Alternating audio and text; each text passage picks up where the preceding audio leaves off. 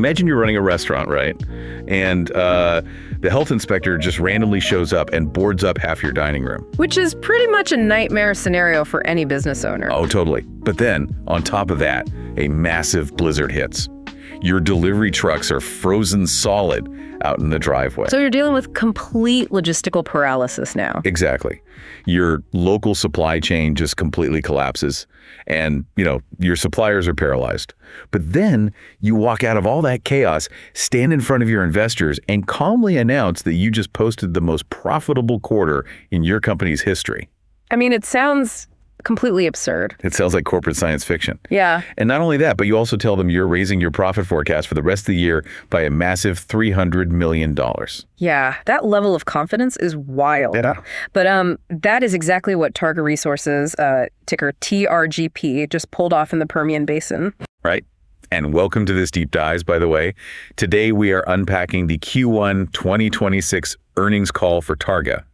Because, frankly, this quarter completely defies the standard gravity of corporate earnings. It really does. I mean, when you look at heavy infrastructure, especially, midstream energy, you expect a very linear, predictable equation. Very boring, usually. Exactly, boring. Right. You put a specific volume of hydrocarbons into a pipe, you charge a toll, you deduct your operating expenses, and, well, you get a steady yield out the back end. Right. Toll booth economics. But what we're looking at with this transcript is a company that is uniquely architected to actively profit from the dysfunction of the broader market around them. They aren't just surviving the bottlenecks, they're monetizing the chaos. Precisely. So that is our mission today for you, the listener.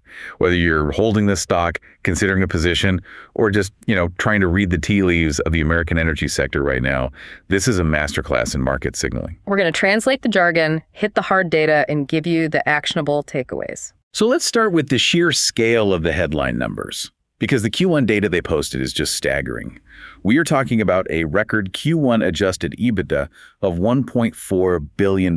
Yeah, and we really have to pause on the nature of that specific metric, because adjusted EBITDA in the midstream space is basically the gold standard. Right, for evaluating pure operational cash generation. Exactly. Because it strips out all the noise of derivative mark-to-market volatility. I mean, if you just look at standard net income, the numbers can swing wildly based on paper hedges. Just accounting noise, really. Yeah, totally. So printing $1.4 billion in adjusted EBITDA, it tells us that the physical molecules moving through their system are generating massive tangible cash flow. Real cash, not paper gains. Real cash, and furthermore, that represents a 5% sequential increase. Let me jump in there because a 5% sequential bump, meaning quarter-over-quarter growth, is something I think a lot of retail investors might gloss over. They see 5% and think it's no big deal. Right, they think, okay, 5%, whatever.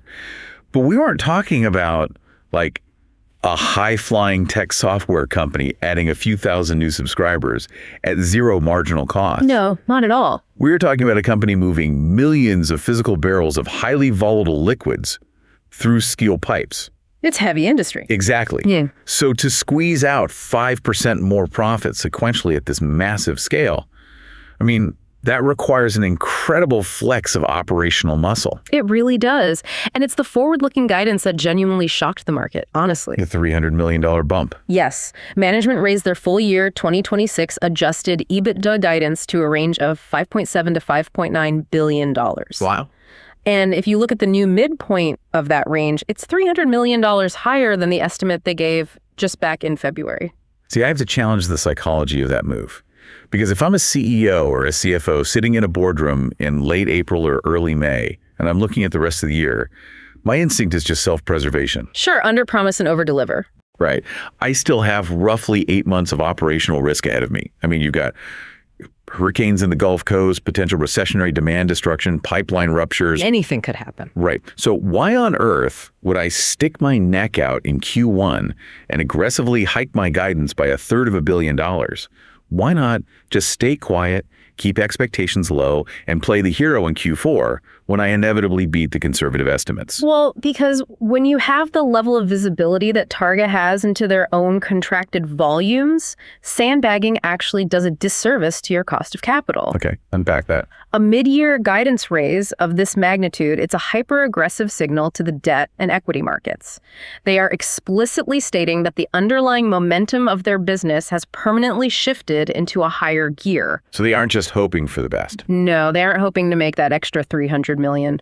Based on their contractual flow rates and their marketing optimization, they can already see it locked in. That is fascinating. So let's talk about how they are deploying all that capital. Because right now, they are juggling three massive financial priorities that usually conflict with one another. Yeah, it's a very tricky balancing act. Let's look at the balance sheet first. They are holding their leverage ratio at a very healthy 3.6x, and management has stated a long-term target of 3 to 4x, so they're sitting right in the comfort zone. Which protects their investment grade rating. Right. And that rating is the absolute lifeblood of a midstream operator. I mean, if you lose your investment grade rating, your cost of debt spirals. And your ability to fund multi-billion-dollar infrastructure projects basically evaporates. Exactly. But they proved their elite access to the capital markets in March with a massive $1.5 billion debt offering. Yes, and we need to look at the structure of that debt because it's brilliant. It really is. They split it between 4.35% notes due in 2031 and 6.05% notes due all the way out in 2056. 30-year paper. They are locking in a 6.05% fixed rate until the year 2056. It's brilliant asset liability matching. How so? Explain that for the listener. Well, think about it. When Targa builds a new processing plant or a fractionator, that massive piece of steel is going to be sitting in the Texas dirt generating cash for 3 or 4 decades. Right. It's a generational asset. Exactly. So if you fund a 30-year asset with, say, 5-year floating rate debt, you are exposing your entire profit margin to massive interest rate risk every time you have to refinance. Because if rates spike in 5 years, suddenly your plant isn't profitable anymore. Precisely. But by locking in that 6% yield all the way out to 2056, they have completely immunized their future cash flows against macroeconomic rate volatility. They know exactly what their hurdle rate is for any new project they want to build for the next generation. Exactly. And that debt offering really bolstered their liquidity. It left them with $3.1 billion available at the end of the quarter. So the fortress balance sheet is priority 1. Priority 2 is the sheer magnitude of their growth engine, because they are projecting net growth capital spending of roughly $4.5 billion for 2026. Yeah, and that's alongside another $250 million just for maintenance capital. Right, and let's ground that number for a second. $4.5 billion in a single year. They aren't just, replacing rusty valves here. No, they are functionally building the equivalent of a mid-sized city's public works infrastructure every 12 months. It is an aggressive, forward-looking expansion of their footprint. I mean, pushing deep into the Permian Basin and extending their reach all the way down to the export docks on the Gulf Coast. And doing it all with their own cash flow. Which brings me to priority 3, returning cash to shareholders. And this is where the math gets highly opinionated, so I need you to reconcile this for me. Okay, let's hear it. So they declared a $1.25 per share first quarter dividend.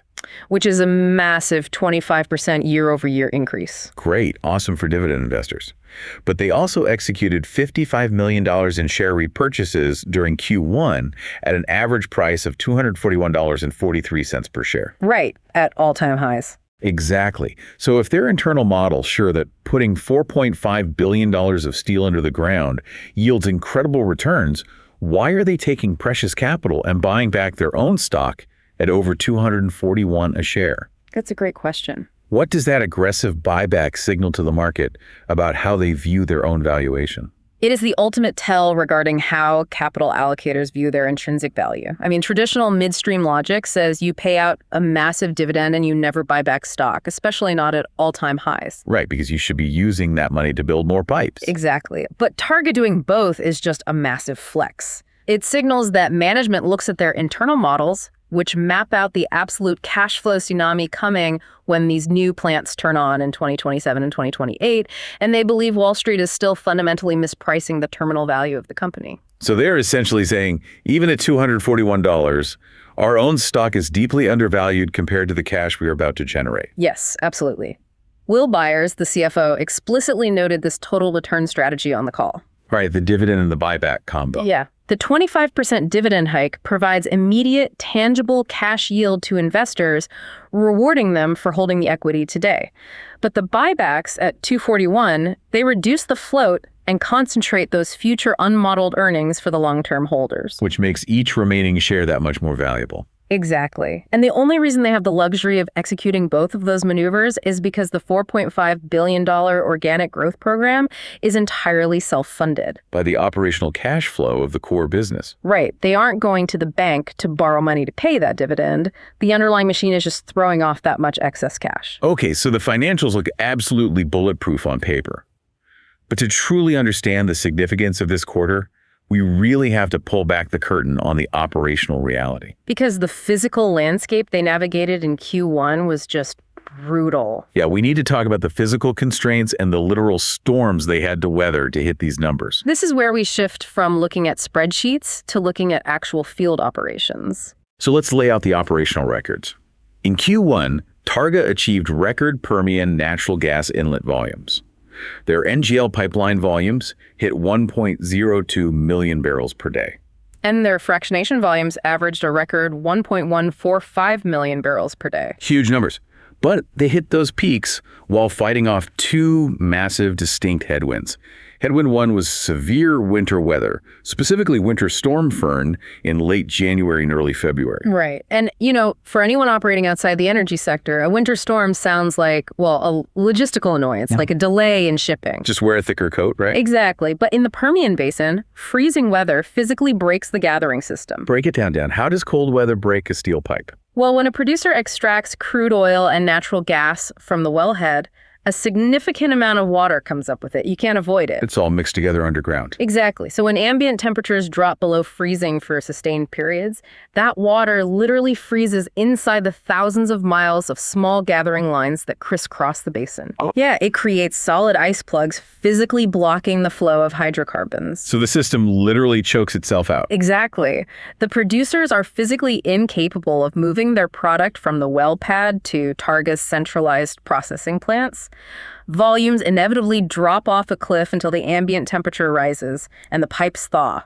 That sounds like a nightmare for the field teams. It is. Matt Malloy, the CEO, specifically called out the heroic efforts of the field operations and engineering employees on the call. Right, because they were out there in the freezing cold fixing it. Yeah, out in sub-freezing temperatures, injecting methanol and utilizing portable heaters to clear these freeze-offs and get their producer customers back online. Wait, injecting methanol? Like antifreeze? Basically, yes. It lowers the freezing point of the water in the lines to melt the ice plugs. It's incredibly labor-intensive. Wow, and if Mother Nature trying to freeze their pipes wasn't enough, we get to headwind number 2, which is a structural nightmare. Waha gas price-related shut-ins. This is the big one. According to the transcript, between 200 and 400 million cubic feet per day of Permian gas was physically shut in on Targa's system. We need to translate this because understanding the Waha basis is basically the key to understanding Permian economics right now. It absolutely is. So why would an energy producer who just spent millions drilling a well voluntarily walk up to it and turn the valve off? It all comes down to the brutal reality of regional plumbing. You see, the Permian Basin is primarily an oil play. It is the most prolific crude oil field on the planet. Right. But when you drill for that high-value oil, you inherently get a massive amount of natural gas coming out of the wellhead at the exact same time. It's called associated gas. So you can't decouple them. If you want the oil, you have to deal with the gas. Right, you have to take both. And the main pricing hub for that natural gas in West Texas is called the Waha hub. But here is the structural flaw. The Permian Basin produces vastly more natural gas than there is physical pipeline capacity to transport it out of the basin. To the demand centers on the Gulf Coast. Exactly. The egress pipelines taking it out of West Texas are completely maxed out. So it's basically like a massive concert venue with, say, 10,000 people inside, but there is only one standard exit door. That is the perfect analogy. And because natural gas is a physical vapor, you can't just pile it up in a warehouse somewhere. Right, you can't just put it in a bucket. Exactly. If it has nowhere to go, the pressure backs up through the entire system. When that concert venue gets too crowded, people aren't just willing to leave for free. They will actively pay someone to pull them through that single exit door. And that's what drives the price negative. Yes. That dynamic causes the local price of gas at the Wahhub to completely detach from the national benchmark at the Henry Hub, and it plummets into deeply negative territory. Let me stop you, because negative pricing breaks people's brains. The producer literally has to pay a midstream company to take the gas away. Yes. They are essentially paying a waste disposal fee for a highly valuable commodity simply because they are trapped by geography. That is wild. So the producer runs the daily economics. They say, okay, I am making a massive profit on my crude oil today, but I am losing a fortune paying someone to haul away this associated gas. If the cost of the gas disposal exceeds my profit on the oil, I am bleeding cash every hour this well operates. So they walk out to the well pad and just turn the valve. They shut it in. They shut it in. Jen Neal, the president, noted they had up to 400 million cubic feet per day of gas shut in on their system during the quarter. That is an enormous volume of product just sitting trapped behind steel valves. It is. Going back to our restaurant analogy from the start, that is the health inspector forcibly closing half the dining room. Targa's primary suppliers literally stopped sending them raw material because the local microeconomy was so toxic. Right. But here is the most important data point in the entire earnings call. Despite having 400 million cubic feet of gas held back, Jen Neal noted that current Permian volumes are still trending 250 million cubic feet per day higher than their Q1 average. That single metric should be flashing neon for anyone evaluating this stock. Why is that so crucial? Well, if Targa can print record volumes, generate $1.4 billion in adjusted EBITDA, and aggressively raise their full-year guidance while carrying the dead weight of massive shut-ins and weather freeze-offs, It proves the underlying business is incredibly strong. it proves that the foundational producer activity underneath them is ferocious. The moment that Waha pricing recovers even slightly and those shut-in wells are turned back on, an absolute tidal wave of pent-up volume is going to flood directly into Targa's system. So the obvious question for the listener is, how did they manufacture a $300 million guidance beat if their volumes were actively constrained by weather and shut-ins? Where did that extra cash actually come from in Q1? The transcript points to two main drivers. Okay. First, they successfully integrated a new Permian acquisition that closed in early January, which immediately started contributing cash flow. Okay, that makes sense. Buying cash flow. But the second, much larger driver is what they vaguely refer to as highly lucrative optimization and marketing opportunities. Right. And this is where we see the difference between a simple toll road pipeline company and a fully integrated midstream powerhouse. Exactly. Targa isn't just passively charging a fee to move a molecule from point A to point B. They have a highly sophisticated commercial marketing arm. So what do they actually do? Well, when extreme price volatility hits the market, whether it's negative gas prices in West Texas or sudden supply shocks on the other side of the planet, their marketing team swoops in. They act like traders. Yes, they buy the distressed product at the bottom of the market, utilize their proprietary logistics network to move it to a premium demand center, and sell it for a massive spread. And the transcript gave us a really fascinating look at how geopolitical supply chain disruptions fuel those marketing spreads. It was a very telling example. Yeah. So they experienced an unplanned mechanical outage at their LPG export facility in Galena Park. And for context for the listener, LPG stands for liquefied petroleum gas, which is primarily propane and butane. Right, and it's heavily exported for international petrochemical manufacturing and residential heating, particularly in Asia. Exactly. So their export facility goes down. Normally, an unplanned outage is a total disaster that wrecks your quarterly earnings. But Targa's engineering team scrambled and got the facility back online relatively quickly. Which is a credit to their operations team. Yes, but here's the twist. At the exact same time their facility was coming back online, global supply routes were experiencing massive disruptions. The executives specifically cited the conflict in the Middle East and Iran. And this is where we have to view global conflict purely through the lens of supply chain mechanics. Because when shipping lanes in the Middle East are threatened, or when traditional global suppliers face sanctions or disruption, massive international buyers immediately panic. Because they need that LPG to keep their plants running. They need surety of supply to keep their petrochemical plants online. So they pivot away from volatile regions and look toward the most stable, reliable energy exporter on Earth, the U.S. Gulf Coast. And specifically, they look at Targa's Galena Park facility. Exactly. So global demand for U.S. LPG, particularly butane, suddenly spikes. Right. Ben Branstetter, the president of logistics and transportation, walked through how their commercial team capitalized on this flashpoint. They didn't just quietly resume normal operations. They aggressively pivoted their product mix. Yes. They started co-loading products onto massive export vessels. They worked directly with their core international customers to push significantly more high-margin butane across the dock to satisfy that sudden global shortage. And the genius of co-loading is that it mathematically freed up additional dock space. Exactly. It's an efficiency play. Right, allowing them to sell even more spot cargoes into a panicked market at a massive premium. That level of commercial agility is rare. I mean, a rigid, bureaucratic company would have just suffered the downtime, slowly ramped back up, and missed the window completely. But Targa essentially weaponized their own facility outage. They brought it back online precisely as global butane prices spiked and captured a geopolitical arbitrage opportunity that drove a significant portion of that earnings beat. Which proves the thesis we established up front. They don't just survive the chaos, they are engineered to extract margin from it. It's their core competency. And that brings us to the future. Because management isn't resting on these optimization profits. They are pouring that cash into an absolute infrastructure leviathan. We really need to dissect their massive build-out strategy. The central philosophy governing everything Targa does is what they call their wellhead-to-water strategy. Okay, break that down for us. What does wellhead-to-water actually look like in terms of steel and concrete? It represents total, unbroken vertical integration. Most midstream companies operate in silos. They either gather the raw gas in the field, or they operate the long-haul pipelines, or they run the export terminals. Right, they specialize in one link of the chain. But Targa wants to own the molecule every single step of the way. From the dirt to the dock. Exactly. They gather the raw associated gas at the producer's wellhead in the Permian Basin. They route it into their own massive cryogenic processing plants to extract the valuable natural gas liquids. Okay. Then they pump those liquids into their own massive pipeline network down to Mont Belvieu on the Texas coast. Mont Belvieu being the big hub for NGLs. Right.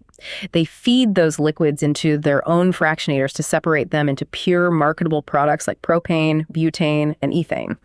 And finally, they load those pure products onto international shipping vessels at their own deepwater export docks. From the dirt in West Texas to the water in the Gulf of Mexico, the product never leaves Targa's proprietary system. Never. So every time that molecule changes physical state or moves across a county line, Targa captures the margin instead of paying a toll to a third party. Exactly. It completely eliminates value leakage. And the sheer volume of new infrastructure they're actively building to support this wellhead-to-water vision is just breathtaking. It's a massive capital program. Let's run through the geography because it shows the sheer scale of their ambition here.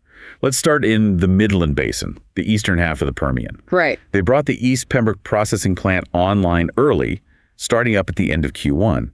And they confirmed the East Driver plant is fully on track to begin service in Q3 2026. Then you look at the Delaware Basin, which is the western half of the Permian. They successfully brought the Falcon 2 plant online in Q1. The Copperhead Yeti 1 and Yeti 2 plants remain completely on track. But the major bombshell from this earnings call was the announcement of two brand new massive processing plants. Yes. Roadrunner 3 and Copperhead 2, both of these are now slated to begin commercial service in the first quarter of 2028. And the build-out doesn't stop in the upstream processing segment. Look at their downstream logistics assets. The Delaware Express NGL pipeline is currently in startup mode. Their Train 11 fractionator came online early in Q2. The Speedway NGL pipeline expansion is moving forward on track for Q3 2027. They have fractionator trains 12 and 13 locked in for Q1 2027 and Q1 2028. And to ensure the bottleneck doesn't just move from the desert to the coast, they are aggressively expanding their LPG export facility to handle over 19 million barrels per month by Q3 2027. When you list it all out like that, it sounds like a reckless spending spree. It sounds like they're just throwing money at everything. But the market trusts them because of their peerless reputation for execution. Matt Malloy highlighted a statistic that is almost impossible to believe. What was it? Over the last 6 years, Targa has brought 27 major infrastructure projects into commercial service. That includes 16 Permian processing plants, 5 massive fractionators, and 3 long-haul pipelines. Okay, that's a lot of steel. But here's the kicker. Every single one of those 27 projects was brought online, either on time or ahead of schedule. Okay, let me play the cynic here for a second. In the heavy infrastructure sector, where supply chain delays, labor shortages, and permitting nightmares routinely cause projects to run years late and billions of dollars over budget. How does a single company bat 1,000 over 27 projects? Because they treat project execution as a core centralized competency, not a decentralized afterthought. So they aren't just winging it in the field. No, they standardize their plant designs. They don't reinvent the wheel every time they build a fractionator. They take the exact blueprint from train 11 and use it for train 12. Like a cookie cutter approach. Exactly. And they pre-order their long lead materials like massive compressors and specialized metallurgy years in advance. It gives the equity and debt markets immense confidence. Because they know the money isn't going to be wasted on cost overruns. Right.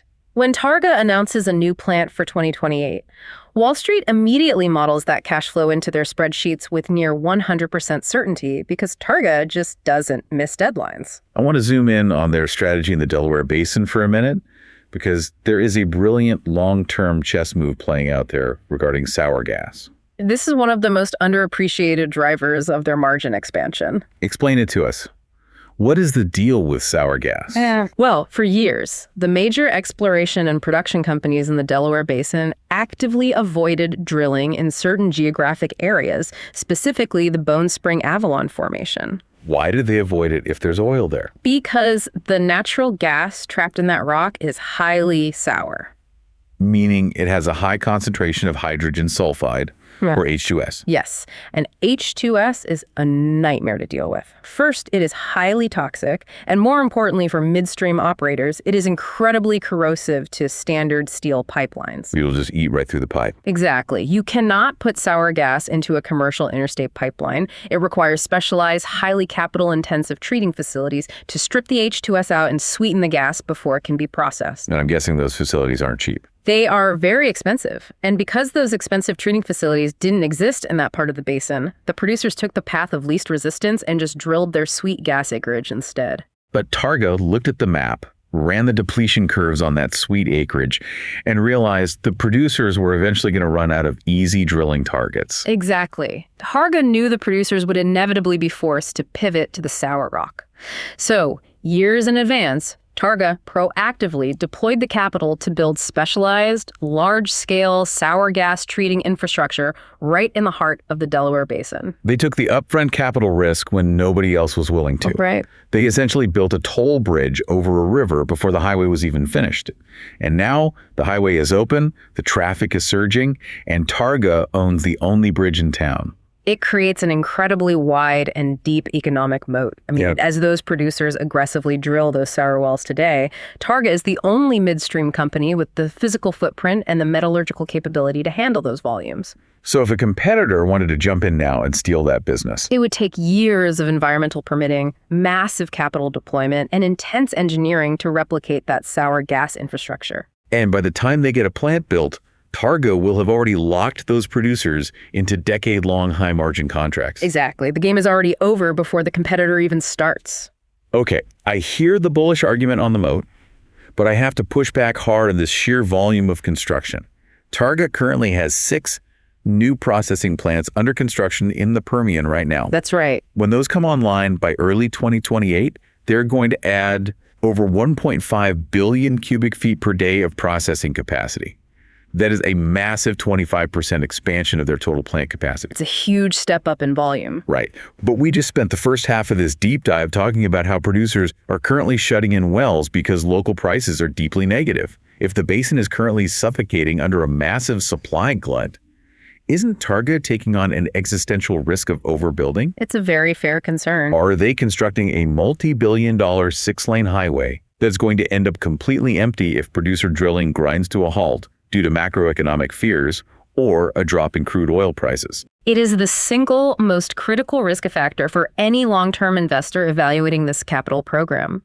But when an analyst pressed Jen Neal on this exact point during the Q&A, her response really illuminated the genius of their white space strategy. White space. What does that mean in this context? Well, Targa does not operate on a build it and they will come philosophy. Yeah. They don't authorize speculative construction. Okay. They only reach a final investment decision, FID, on a new plant when they have have deep granular visibility into the actual drilling schedules and dedicated acreage of their core producer customers. So the foundation of the plant is already contracted before the first shovel hits the dirt. Yes, exactly. But here's the strategic nuance.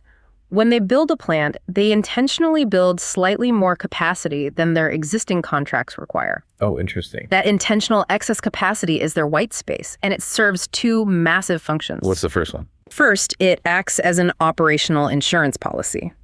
If one of their existing plants has to go offline for unexpected maintenance or an equipment failure, they don't have to force their producers to shut in. Because that would anger the producers. Right. They simply reroute that gas into the white space of a neighboring plant. It guarantees their producers will never be bottlenecked by Targa's internal system. And in a basin where reliability is literally everything, that is a huge selling point. What's the second function? It is a devastating commercial weapon. Having available white space allows their marketing team to aggressively hunt for new business. Walk me through how that works. Well, think about the psychology of a rival producer who is currently contracted with one of Targa's competitors. That competitor's system is maxed out, they are suffering from freeze-offs, and they're forcing the producer to shut in valuable wells. Targa's commercial team walks into that producer's office and says, "We have a brand new plant coming online next quarter. We have 50 million cubic feet of available white space right now. Sign a long-term dedication with us, and you will never have to shut in a well again." Wow, that is an incredibly compelling pitch, especially when the producer is actively losing money on shut-ins. It's irresistible. Targa's historical track record proves that by the time a new plant actually finishes construction and begins commercial service, their marketing team has aggressively contracted enough new third-party volume to fill that intentional white space completely. So it basically pays for itself before it's even finished. Right, it becomes a self-fulfilling prophecy of exponential growth. You build the excess capacity, which attracts the frustrated volumes, which fills the capacity, which requires you to build another plant. It's an operational flywheel. But we have to acknowledge the elephant in the room here. The ultimate constraint on that flywheel right now isn't Targa's processing capacity. It's the egress out of the Permian Basin. Yes, the long-haul pipes. It all comes back to that Waha traffic jam. If the gas can't physically leave West Texas, eventually the whole basin has to stop drilling. Management addressed this timeline head-on the call. They acknowledged that the Waha pricing environment is going to remain highly volatile and frankly painful for the basin as a whole until massive new interstate egress pipelines come online. And they named a few specific projects, right? They specifically modeled out the arrival of the Matterhorn Express, the GCX expansion, the massive Blackcomb pipeline, and the Huberenson pipeline. These are the massive 42-inch steel arteries designed to relieve the pressure and carry that trapped gas to the LNG export terminals on the coast. Right. And those projects are slated to come online in a staggered sequence starting in late 2026 and stretching through 2027. So relief is coming, but it's still a ways off. Yes. But Jen Neal made a vital distinction that investors really need to internalize. While the broader Permian Basin is suffering agonizing pain from these physical bottlenecks, Targa's specific producers are largely insulated from the physical constraints. Wait, if the basin is full, how are Targa's producers insulated? Because Targa had the strategic foresight years ago to secure massive amounts of firm takeaway capacity on the existing egress pipelines. So they booked the tickets in advance. They essentially pre-purchased the VIP tickets out of the concert venue. They ensured that regardless of how crowded the basin gets, the gas processed through Targa's plants has a guaranteed contractual right to flow on those long-haul pipes. But hold on, if Targa has firm takeaway capacity to move the gas, why did you say earlier that they had 400 million cubic feet per day shut in? If the pipe space is guaranteed, why aren't they flowing it? Because of the price, not the pipe. This is the crucial distinction. Explain that. Targa has the physical space to move the molecule. But because the overall Waha spot pricing has crashed so deeply into negative territory due to the broader basin bottleneck, some of Targa's producers are looking at the math and choosing to shut in for purely economic reasons, not physical constraints. So nobody is forcing them to shut in. Right. They are making a rational economic calculation. I have the guaranteed pipe space to move this gas today, but the local price is so devastatingly negative that I will actually lose money if I sell it. I am going to voluntarily shut this well in today, and I will resume production next month when the spot price recovers. I see. It's an active choice, not a physical blockade. Exactly. So let's play this forward. When those massive new pipelines, Matterhorn, GCX, Blackcomb, when they finally cross the finish line in late 2026, they act as a massive pressure release valve for the entire West Texas ecosystem. The trapped oversupply finally drains away to the coast. Right. Waha prices snap back from negative territory and normalize.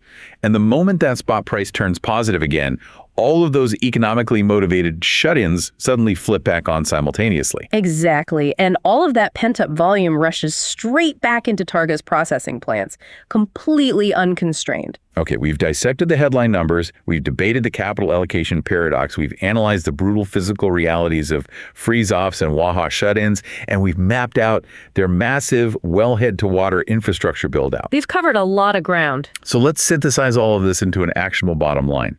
If you are an investor reading this transcript, trying to decide if this quarter was a strong or weak signal, what is your definitive takeaway? The signal from this Q1 earnings call is overwhelmingly, undeniably bullish.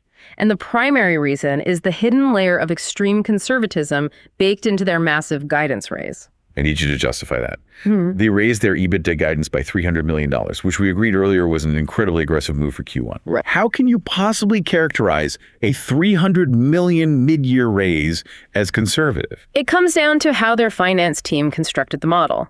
Management explicitly stated on the call that they only baked in the optimization and marketing benefits that they could physically see realized through the end of May. Okay, so just the first 5 months. Exactly. For the entire second half of the year, their model assumes completely normalized, modest operating conditions. So they assume no chaos. Right. They assume no massive weather events, no geopolitical supply shocks, and no extreme volatility in the Waha basis. So they took all the outsized profits they generated from the chaos in the first 5 months, locked them in, and then modeled the rest of the year as if the world is going to be perfectly peaceful and boring. Exactly. But we know the Permian Basin is never boring. Never. If Waha prices continue to plunge into negative territory, creating more massive marketing spreads, or if global supply chains remain fractured, keeping international demand for U.S. LPG artificially high, well, Targa's marketing team is going to continue printing money. So there's upside that isn't even in the guidance yet. There is a massive, completely unmodeled upside waiting in the third and fourth quarters. They have set an incredibly high floor of $5.7 billion, but they have intentionally left the ceiling wide open. And the true actionable takeaway for the listener is recognizing where Targa's actual enterprise value is derived. It isn't just about owning steel pipes in the dirt. It is about the integration of that wellhead-to-water system. It's the whole network effect. Because they proactively ensured firm takeaway capacity for their dedicated producers, they are uniquely positioned to hoover up market share during this period of extreme basin distress. While their competitors are actively failing to service their customers and forcing producers into mandatory physical shut-ins, Targa is acting as the ultimate reliable off-taker. Right. They are leveraging their white space, building intense brand loyalty, and locking in multi-year contracts that will generate high-margin fees well into the 2030s. The competitive advantage of being the only reliable exit ramp in a severely constrained basin cannot be overstated. It gives Targa immense pricing power and generational contract leverage. But that reality leaves me with a final provocative thought, something for you to mull over as you watch the energy sector evolve over the next 3 years. It's the big question. It is the multi-billion-dollar question that will dictate the future of Permian economics. Right now, Targa is making an absolute fortune optimizing around these bottlenecks and regional price crashes. Right. Their marketing and commercial teams are thriving on the volatility. A chaos is highly profitable. The wider the spread, the larger the margin. Right. But we know the cure for high prices is high prices, and the cure for bottlenecks is steel. When those massive new egress pipelines, Matterhorn, GCX, Blackcomb, finally come online in late 2026 and 2027, they're going to permanently solve the Permian's traffic jam. The market is going to normalize. The Waha basis will collapse, meaning the local price will violently rebalance with the national benchmark. So here is the overarching question. When that pressure release valve opens, will a normalized, smooth-flowing market actually hurt Targa by completely erasing those lucrative, volatile marketing spreads? It's possible. Or Well, the removal of those constraints unleash a massive supercycle of unbridled drilling activity by producers who are finally free to pump at maximum capacity. That's the other side of the coin. Will that supercycle unleash a wave of raw volume so massive that it fills all of Targa's new 2028 processing plants to the brim with stable, pure fee-based revenue, dwarfing whatever marketing profits they lose? It is the defining tension of their business model. Does the end of the bottleneck hurt the opportunistic trader, or does it permanently empower the infrastructure builder? Exactly. Think back to our restaurant with the boarded-up dining room. Yeah. Right now, they are making an absolute killing selling heavily marked-up delivery to a starving neighborhood because the local supply chain is broken and nobody else has food. It's a great setup for now. But what happens when the health inspector finally leaves, the pipes thaw out, and the front doors swing wide open? Do they lose their lucrative delivery premium, or do they pack the dining room with paying customers every single night of the week for the next decade? The answer to that question will ultimately define the terminal value of this company. Thank you for joining us on this deep dive into the numbers, the operational strategy, and the raw mechanics driving the energy sector. We will catch you next time.